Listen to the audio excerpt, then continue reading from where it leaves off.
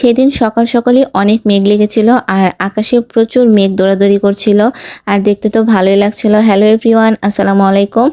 আজকে হচ্ছে নানুর বাড়িতে দ্বিতীয় দিন কি করছি সেটা আপনাদের সাথে শেয়ার করছি। আর সকাল সকাল ঘুম থেকে উঠেই দেখি বাহিরে একদম অন্ধকার হয়ে গিয়েছে, অনেক মেঘ লেগেছিল।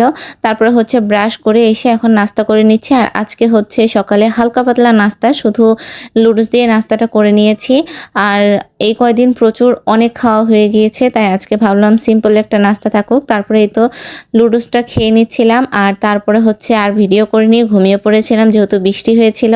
তারপরে হচ্ছে এখন দুপুরবেলা ঘুম থেকে উঠে তারপরে এখন দুপুরে খাওয়া দাওয়া করে নিচ্ছে। আর এখানে হচ্ছে নতুন পানির মানে নদীতে নতুন পানি এসেছে, সেই নতুন পানির মাছ দিয়ে আজকে হচ্ছে গাছের ধুন্দুল দিয়ে রান্না করেছে। খুবই ভালো লাগলো খেতে মাছের তরকারিটা। আর তার সাথে ছিল হচ্ছে মাছের মাথার ঘন্ট করেছিল, সেটাই দিয়ে